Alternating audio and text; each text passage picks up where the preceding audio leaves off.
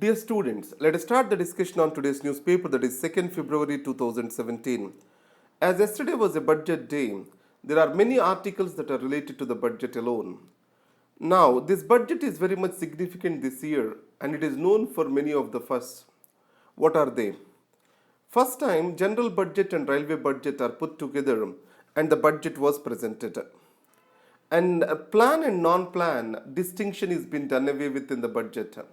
It means that the maintenance expenditure of the assets created, expenditure for the creation of the assets, they will not be differentiated now.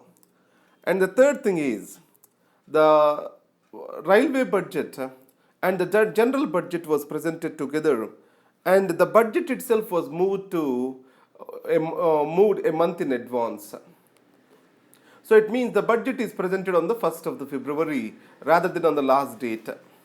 So what were the challenges before the finance minister? After the demonetization, the consumer demand is bottom low.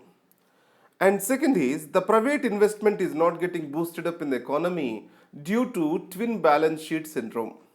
And the export growth is falling. In this case, the finance minister has to address these three problems. At the same time, you also need to adhere to the fiscal consolidation path to take the investors or to keep up the investors' confidence in Indian economy. So in this case, the consumer demand is all-time low in India. And then the twin balance sheet syndrome, it talks about the companies' balance sheets and the bank's balance sheets, both of them are bad. And it's a kind of a vicious cycle. The banks cannot lend to poor performing companies, and companies are unable to come out without the assistance from the banks. So there is an interlocking situation with regard to the twin balance sheet syndrome in India. And then exports are almost stagnant and coming down. So economic survey also has clearly stated that if economy has to achieve 8% of the growth, there has to be an export growth by 15%. So how this export growth has to be revived? So these were the challenges. What are the advantages which the finance minister was possessing? So according to him, the tax collections are expected to grow by 34% this year. And the tax to GDP ratio is also increasing. And it has, for the first time, has crossed 11% of the GDP. And the tax, other than the tax beyond sea, the tax base is bound to widen up. And as post demonetization, the digital payments also have taken a boost. And the tax reforms which are about to come up, these are going to raise the revenues of the government further and further. And on the other hand, FDI reforms are also going to bring in a disinvestment opportunities for the government. And it was adjusted to the tune of 72,500 crores.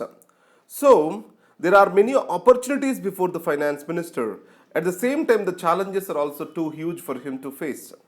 In this context, let us analyze the first article, the politics trumps ideology. So here, the author praises the finance minister for bringing in twin goals onto the same budget. That is, staying on the fiscal consolidation path, maintaining the macroeconomic fundamentals, and at the same time, providing a growth-oriented budget. So in this context, the clean budget which was promised, it projects the fiscal deficit at 3.2%. So normally as per the consolidation plan, it is supposed to be 3%, but the finance minister settled at 3.2%. And then balance of payments, inflation, forex reserves, everything are expected to be in control this year. Now the major emphasis of this budget is on rural India. The rural India has got a greater focus. The first thing is MG Narega. So Prime Minister Modi was very much critical about MG Narega. But however, this budget has given the highest allocations for MG Narega. And the second thing is, by 2018, entire India need to be electrified. That is what is the objective. As the rural India is going to get benefited from the electrification. So we can also say that it's a rural focused goal. And then open defecation free villages. So this is a kind of an incentivization whatever are the open defecation villages, they will be prioritized in providing for arsenic free and fluoride free drinking water. And then it also states that the rural infrastructure will be given highest priority in this budget. And above all, the capital expenditure in the budget has increased by 24%. So it was last year it was just 1.8 or 2%. Now 24% of rise in the capital expenditure is the highest. And you know that the capital expenditure is a quality expenditure and it will create the durable assets. Now, it is not just sufficient to raise the funds of MG Narega. The funds shall be properly used for creating the durable assets in the rural side. In this context, India, MG Narega asset quality was very much low compared to the Pradhan Mantri Gram Sadak Yojana.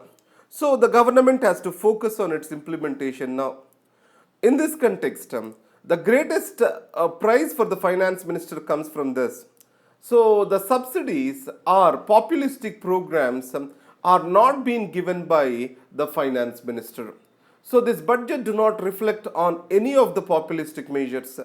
So it was thought that the budget may consider about universal basic income on a pilot mode, but the budget did not speak about the universal basic income for all. Economic survey also has given a proper argument for the universal basic income in the budget this year. Now, that's why the article A Fine Balance, what it states is this. In a way, the budget also has tried to create the consumer demand in the market. So there is an effort towards the redistribution. So the tax policy, if carefully observed, from 3 lakhs to 5 lakh rupees, now the tax is only 5%. And then 5 lakhs to 10 lakhs, it is 20%. 10 above, it is 30%. And after that, 50 lakhs to 1 crore is the personal income. Then 10% of this particular surcharge will continue. So these are the things which are being given out. And the benefits which are being given to the senior citizens, they will also continue. So the reduction of the income tax in this particular 3 to 5 lakh slab, it will encourage many of the people to file their income tax returns. So if given an opportunity, most of the people tries to be onto the good side of the law. So in this case, it will raise the tax base.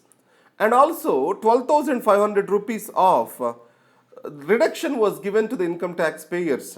So this can also boost the people to enroll for greater tax or else submission of greater tax returns.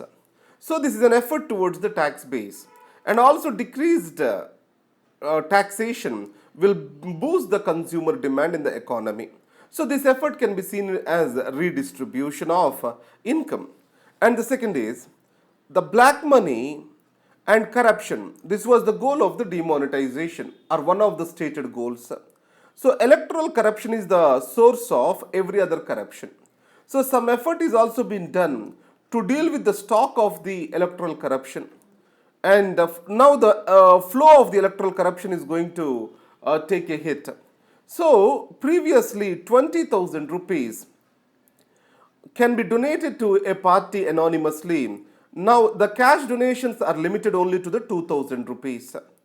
But however, unless the anonymous donations are being removed completely, so this cannot be eliminated. And second, to provide for more and more contributions to the political parties through formal means, formal banking channels, the bonds will be released by the various banks in India. And after this, to promote the digital payments, certain incentives are being given.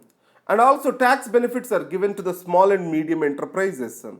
An enterprise doing a turnover less than 50 crores, now it has to pay 25% as the tax.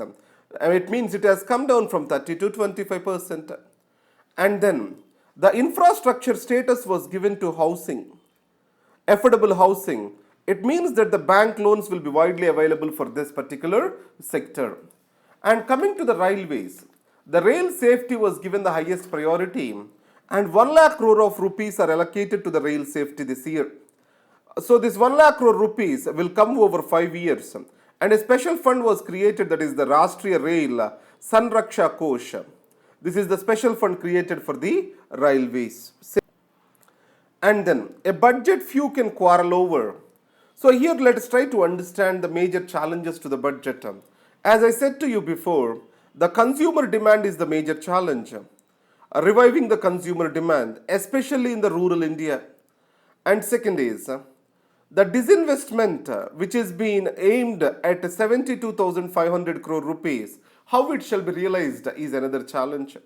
Because around 45,000 crore is not even realized in the last year. If you see the disinvestment targets in the last 2 years, we have fallen short of the listed goals. And third is, export growth is still sluggish. As I stated to you, the 15% of the export growth is necessary to achieve 8% of the GDP growth. And then India is suffering from this twin balance sheet syndrome, where the balance sheets of both banks and also the private sector companies are onto the negative side. So lack of this profitability in Indian industry is hurting the banks through non-performance assets and also hurting the credit growth and investment in Indian economy. And after this, the best part of this is been spoken over here. The debt to GDP ratio, it is going to remain at 60%. As per Financial Management Committee recommendations, for both the center and the state's debt to GDP ratio shall be 60%. In this, the center shall be around 40%. So this budget has been consolidating itself to the path. It means the crowding out of the funds will be avoided. As the government is sticking to its own world borrowing, not raising any other borrowing from the RBI, will help the banks to lend the money available to the private sector. So the crowding out of the funds is being avoided. And this article exposes that this government also did not touch the subsidies. The food and fertilizer subsidies, they are to the tune of 2.4 lakh crore rupees. So the food and fuel subsidies, or sorry, fertilizer subsidies, so these are not being touched by this budget. So by and large, we can say this budget as a very balanced budget. Now coming to this thing, let's talk about Sitaram Yechury's observation on the budget. He states that the budget relies on a weak database. Because as the budget is being preponed, the third quarter's statistical data was not available. So it means that it has relied only on 2 quarters data. But in India, the most of the economic activity is on the third quarter. We have many festivals and consumer demand, everything was very high on the third quarter. And the demonetization also has happened in this quarter. So the data would be available only by February second week. So the first 2 quarters data was taken into consideration while making this budget. That's why the budget relies on a very weak database. That's what Mr. Yechury talks about. And Yechury makes another observation. The infrastructure expenditure, capital expenditure is expected to be raised by 24%. But if you take it in the GDP terms, there is no significant raise. That's what Yechury is talking about. And then, further to this, we talk about roadmap for the nation. So why is it a roadmap? So it is encouraging the digital economy, focus on the farmers, and then it is also providing for a fight against black money. These are the various things Prime Minister talks about. Now further to this, with regard to the rural development, agricultural growth is projected at 4.5%. So to what extent is that a possibility, we have to examine. And added to that, the 50,000 villages, they will be lifted out of the poverty. So there is no clarity on this particular issue, how 50,000 of the village panchayats will be lifted out of the poverty. So these are the articles for discussion. And then this is the front page. And rupees 2,000 ceiling for cash donations to parties. And it has been reduced from 20,000 rupees to 2,000 rupees. So these are the articles for today. Thank you very much and all the best.